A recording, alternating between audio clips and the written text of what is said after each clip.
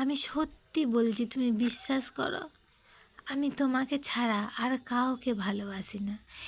একবার শোনো আমার কথা, তোমার বাবা মার সাথে একবার কথা বলো না। আমি তোমাকে বিয়ে করতে চাই, কারোর সাথে ঝগড়া করব না, সবাইকে ভালো রাখবো, সুখী রাখবো। আমাকে একবার বিয়ে করে দেখো, তোমাদের পরিবারকে বোঝাও আমরা সেরকম বাড়ির মেয়ে নই।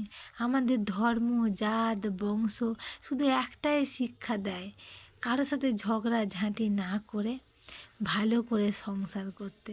তোমার মাকে বুঝিয়ে বলো না গো যে মেয়েটা খুব ভালো।